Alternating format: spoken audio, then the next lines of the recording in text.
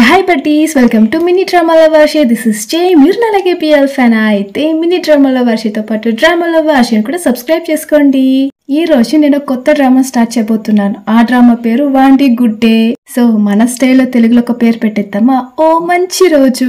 Episode 1 start చేసేద్దామా? Series starting లోనే అబ్బా అబ్బా అబ్బా కన్నులు వింతగా ఉంది. ఇది కథ కావాల్సింది ఒక బిఎల్ ఫ్యాన్ కి. ఎన్ని రోజులైంది ఇలా మనం చూసి. కసిగా మన మెయిన్ లీడ్స్ ఇద్దరు పందాలు వేసుకుంటున్నారు. ఓ ఆ పందెం ఏంటో మీకు ప్రత్యేకంగా చెప్పాల్సిన అవసరం లేదనుకుంటాను. ఇలా ఒక మూడ్లో జాలీగా ఉంటే మన వాండీ షార్ట్ గా మనం డి అని పిలుచుకుందాం. సడన్ గా వద్దని ఆపేస్తాడు. దాన్ని చూసి యాక్ ఏమైంది, ఎందుకు వద్దా, నీకు వద్దంటే ఆపేద్దాం. సరే నేను 5 seconds టైం ఇస్తాను, ఆ లోపు ఏదో ఒకటి చెప్పు. 1 2 3 4 5 ఇలా 5 చెప్పిన మన వాండీ సైలెంట్ గానే ఉన్నాడు.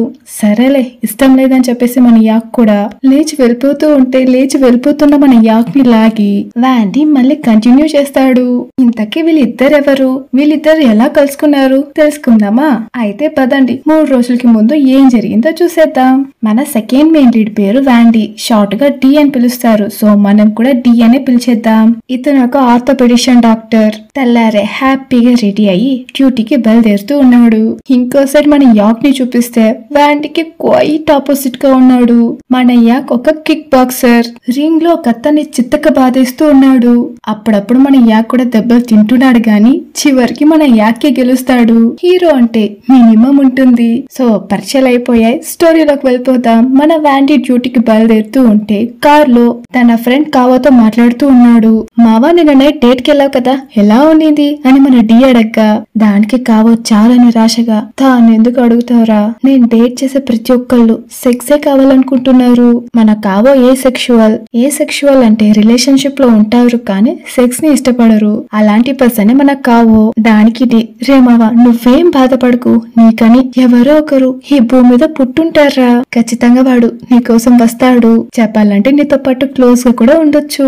దానికి కావో చాలా ఎమోషనల్ గా, ఇప్పుడు ఎందుకు సడన్ గా నువ్వు నాకు ప్రపోజ్ చేసావు, ఇలా కావు చాలా ఎమోషనల్ గా ఫీల్ అవుతూ ఉంటే ఇక్కడ డీకి అక్కడ డాక్టర్ పోస్టర్ కనిపిస్తుంది. ఇతని పేరు టెర్. మన డి తో పాటు హాస్పిటల్లో పనిచేస్తూ ఉంటాడు. ఇతని మీద మన డీకి లిటిల్ క్రష్ అనే చెప్పొచ్చు. ఇలా పోస్టర్ ని చూస్తూ మన డి హాస్పిటల్ కి బయలుదేరుతూ ఉన్నాడు. ఇటువైపు మన యాక్ ని చూపిస్తే మన యాక్ ఆ గేమ్ లో విన్ అయిపోయాడు. ఇప్పుడు నడుస్తూ వస్తూ ఉంటే యాక్ ఫ్రెండ్ యాక్ ని చూసి నా కొడుకు బాగా రాణిస్తున్నాడు అంటూ గేలి చేస్తూ ఉన్నాడు. దానికి యాక్ చాలా చిరాక్క, ఎన్నిసార్లు చెప్పానురా నన్ను కొడుకులాగా ఫీల్ కావద్దు, అలా పిలవద్దు అని. దానికి చెర్ యాక్ ని చూసి నువ్వే కదరా మీ అన్నను అంతు లేకుండా ప్రేమిస్తున్నావు, తండ్రిలాగా పూజిస్తున్నావు, అందుకనే నేను ఇలా పిలుస్తానని చెప్తాడు. దానికి యాక్ చాలా కోపంగా ఇలానే చేస్తూ ఉన్నావే అనుకో ఖచ్చితంగా దెబ్బలు పడతాయిరా అని చెప్తాడు. దానికి చెర్ యాక్ వాళ్ళ అన్నను చూసి, యాక్ వాళ్ళ అన్న పేరు ఓయి, అతన్ని చూసి బేబీ చూడు యాక్ నన్ను కొడతాడంట, అదేంటో నువ్వే కనుక్కో అని చెప్తాడు. దానికి ఓయి యాక్ ని చూసి హేరా నిజంగానే నా బేబీని నువ్వు కొడతావా?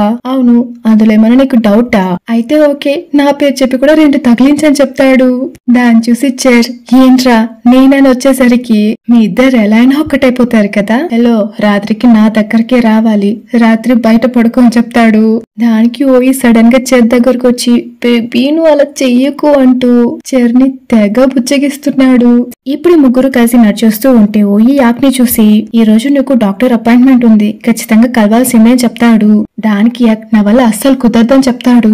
దాన్ని చూసి చెర్ చాలా నాటిగా చెకప్ కి వెళ్తేనే కదా అక్కడ అమ్మాయిని చూడగలవని చెప్తాడు. దాన్ని చూసి ఓయి చాలా షాక్ అయ్యి అలానే యాక్ ని చూసి రే ఏం జరుగుతుంది, నాకు తెలియకుండా ఏదన్నా నడుస్తుందా ఏంటి అని అడగ్గా దానికి యాక్ ఒరే అన్న అలా అస్సలేం లేదురా, నీలాగా నాన్నలాగా ఒక మంచి బాక్సర్ గా కావాలని చాలా కష్టపడుతున్నాను, సరే నేను ఇక్కడ నుంచి బయలుదేరుతానని చెప్పేసి అక్కడి నుంచి మన యాక్ నైస్ గా జారుకుంటాడు.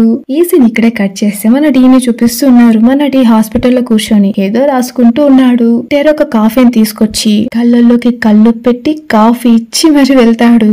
ఇలా టెర్ వెళ్ళగానే టేబుల్ నుంచి కావు పైకి లేస్తాడు.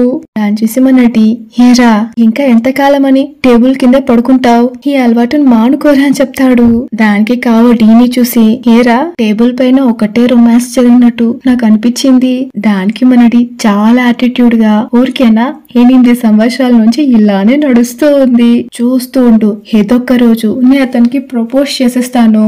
దానికి చాలా చిరాగ్గా, నీకెప్పుడు తెలిసొస్తుందో ఏంటోరా, అతను మాత్రం అందరితో ఇలానే ఉంటున్నాడు, అది నీకెప్పుడు తెలుస్తుందో ఏంటో ఇలా చెప్పేసి అక్కడి నుంచి వెళ్ళిపోతాడు. సరే అని మన డీ కూడా బయట వస్తూ ఉంటే సడన్ గా 2 నర్సులు వచ్చి, పెద్ద డాక్టర్ మిమ్మల్ని ఈ పేషెంట్ ని చూడమని చెప్పారు. ఆ పేషెంట్ డీటెయిల్స్ అని మన డీకి ఇచ్చి అక్కడి నుంచి వెళ్ళిపోతారు. సరే అని చెప్పి మన డీ కూడా లోపలికి వెళ్ళి ఆ పేషెంట్ డీటెయిల్స్ అన్ని చెక్ చేసి ఆ పేషెంట్ చెక్ చేద్దామని అలా తలెత్తి చూస్తే అక్కడ ఉన్నది ఇంకెవరు, మన యాక్. బనీను షార్ట్స్ హెడ్ సెట్ తో అంత హ్యాండ్సమ్ గా కూర్చొని ఎవరితోనో చాట్ చేస్తూ ఉన్నాడు.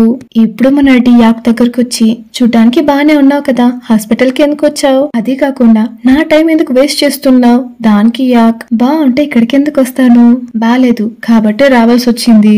సరే పిలుస్తున్నా గానీ ఎందుకు ఆన్సర్ చేయలేదు. దానికి యాక్ చాలా నెగ్లెక్ట్ గా, మెసేజ్ చేస్తూ ఉన్నాను అందుకే మీరు పిలిచింది వినిపించలేదు. సరే అయితే టైం అవుతుంది, మనం ప్రొసీజర్ ని స్టార్ట్ చేద్దామా. డాక్టర్ ఒక్క నిమిషం ఈ మెసేజ్ ని టైప్ చేసిన తర్వాత మనం ప్రొసీజర్ ని స్టార్ట్ చేద్దామని చెప్తాడు. దానికి వ్యాండీకి పిచ్చ కోపం వచ్చి, నీకంటే ఎమర్జెన్సీగా బయట చాలా మంది పేషెంట్స్ వెయిట్ చేస్తూ ఉంటారు, సో నీకోసం నేను టైం వేస్ట్ చేయలేను. దానికి యాక్ ఇంకా నెగ్లెక్ట్ గా, డాక్టర్ చెప్తుంటే మీకు అర్థం కావట్లేదా, ఒక్క నిమిషం మాత్రమే అడిగాను, ఇలా చెప్పేసి మెసేజ్ ని టైప్ చేస్తూనే ఉన్నాడు. ఇక్కడ వ్యాండీగా పిచ్చ కోపం వస్తుంది. ఇలా చెప్తే వీడు వింటని చేతిలోనో ఫోన్ లాక్కుని, సోషల్ మీడియా అంటే ఇష్టం ఉండాలి కానీ పిచ్చి ఉండకూడదు, ఇప్పుడైనా ప్రొసీజర్ ని స్టార్ట్ చేద్దామా. సరే నీ 2 షోల్డర్స్ ని ఇలా తిప్పని చెప్తాడు. దానికి యాక్ ఒక చేతినేమో బానే తిప్పుతున్నాడు, ఇంకో చేయి అసలు తిప్పలేకపోతున్నాడు. దానికి మన డి యాక్ దగ్గరకు వచ్చి అతని చేతుల్ని పట్టుకొని, ఇక్కడ పెయిన్ గా ఉందా, ఇక్కడ పెయిన్ గా ఉందా అని అడుగుతున్నాడు. దానికి యాక్ కూడా లేదు లేదు అని చెప్తూనే ఉన్నాడు. దానికి డి ఏం చేస్తాడు అంటే ఒక ప్లేస్ లో పట్టుకొని గట్టిగా నొక్కేస్తాడు. ఇలా నొక్కగానే మన యాక్ అమ్మ అంటూ గట్టిగా అరిచేస్తాడు. చూడు ఎలా అరుస్తున్నావో, నొప్పిస్తున్నా ఎందుకురా, నొప్పి లేదని చెప్తున్నావు. ఈ కండిషన్ తోనే వెళ్ళి నీ అపోనెంట్ తో ఫైట్ చేసావే అనుకో, నువ్వు ఖచ్చితంగా ఓడిపోతావు. దానికి యాక్ చాలా గొప్పగా, డాక్టర్ మీరు దాని గురించి ఏం బాధపడకండి, ఇందాకే ఒకరిని చిత్తక బాధ వచ్చాను, ఏదోలే మీ హార్ట్ బీట్ లంగ్స్ ఎలా ఫంక్షన్ అవుతుందో చూద్దాం. సరే తిరగని చెప్పేసి మన వ్యాండీ స్టెథోస్కోప్ తో చెక్ చేస్తూ ఉన్నాడు. హార్ట్ బీట్ ఏమో చెక్ చేస్తుంది మన యాక్ కి, కానీ హార్ట్ బీట్ ఫాస్ట్ గా కొట్టుకుంటుంది మన వ్యాండీకి. బిడ్డ టెంప్ట్ అయిపోయాడు. అంత క్లోజ్ గా కళ్ళల్లో కళ్ళు పెట్టి మరి ఇద్దరు ఒకరినొకరు చూసుకుంటూ ఉన్నారు. సడన్ గా మన డీకి కాన్షియస్ వచ్చి వెనక్కి వచ్చేస్తాడు. ఇప్పుడు యాక్ డీని చూసి, మీరు స్పోర్ట్స్ న్యూస్ అంతా చదవరా, నేనెవరినో మీకు ఇంకా తెలియలేదా. దానికి మన డీ ఆన్సర్ చేయకుండా వాడి రిపోర్ట్స్ మాత్రం చెప్తున్నాడు. దాన్ని చూసి యాక్ ఇంకా దగ్గరకు వచ్చి, డాక్టర్ మీరు కనుక నా ఆపోనెంట్ అయ్యారే అనుకోండి, కన్ఫామ్ గా మిమ్మల్ని నాకౌట్ చేయకుండా అస్సలు వదలని చెప్తాడు. దానికి డీ కూడా, నీ కోరికను ఎందుకు కాదంటాను, కానీ నాకౌట్ అయ్యేది నువ్వు, అప్పుడే కదా నేను నీకు ట్రీట్మెంట్ ఇవ్వగలనని చెప్తాడు. ఇద్దరు తగ్గేదేలే అనేలాగా పంచ్ డైలాగులు తెగ మాట్లాడేస్తున్నారే. స్టార్టింగ్ లో ఇలా కొట్టుకునే వాళ్ళే, చివరికి వాళ్ళ మధ్య గాలి కూడా దూరనంతగా అలా అతుక్కుపోతారు. మీరెంతకాలం కొట్టుకుంటారు చూద్దాం. అదిను ఈ సీన్ ఇక్కడే కట్ చేస్తే ఇప్పుడు వాష్రూమ్ లో మన కావో డీలు యాక్ గురించి పచ్చి పచ్చిగా మాట్లాడుకుంటున్నారు. కావో వెళ్ళగానే వెనక వాష్రూమ్ లో నుంచి ఎవరో వస్తున్నారు. ఎవర్రా అని తిరిగి చూస్తే అక్కడ ఉన్నది మన యాక్కే. ఏంటి డాక్టర్ ఇలా పేషెంట్ గురించి, పేషెంట్ లేనప్పుడు వేరొకరితో డిస్కస్ చేయడం చాలా తప్పు కదా, నేను మీ మీద కంప్లైంట్ చేస్తానని చెప్తాడు. దానికి డి చాలా గర్వంగా, దానికి ఎవిడెన్స్ ఏంటి, నీ దగ్గర ఏమైనా ప్రూఫ్ ఉందా. దానికి యాక్ సడన్ గా, ఆడియో ప్రూఫ్ ఉందే, మీరు మాట్లాడుకునేదంతా నేను రికార్డ్ చేశానని చెప్తాడు.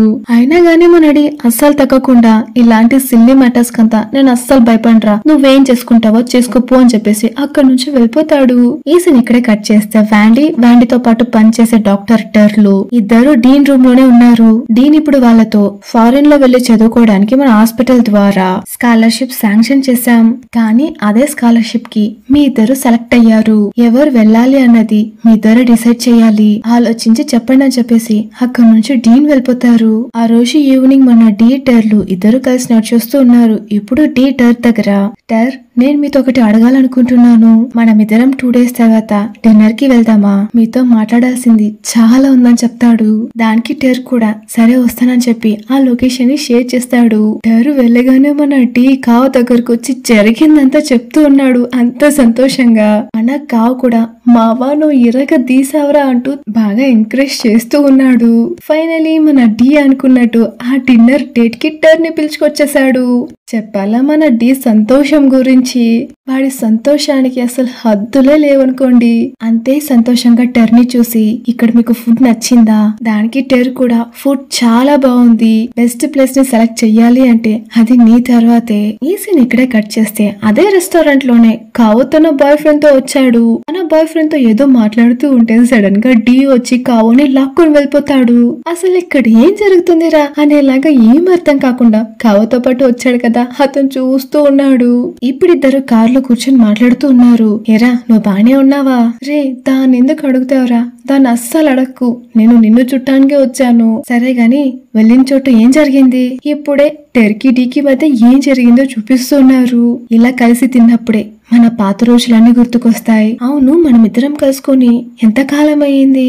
ఏంటి ఈ విషయాన్ని డాక్టర్ టెర్రర్ స్టార్ట్ చేశారా? అవునవును, దానికి నేను కూడా 18 సంవత్సరాలని చెప్పాను. రే నిజంగానే నీకు చాలా మెమరీ పవర్ ఉంది రాని కావో చెప్పగా. అలానే ఈ సీన్ సీక్వెల్ గా నీకన్నీ బానే గుర్తుంది అని మన టెర్ కూడా చెప్తాడు.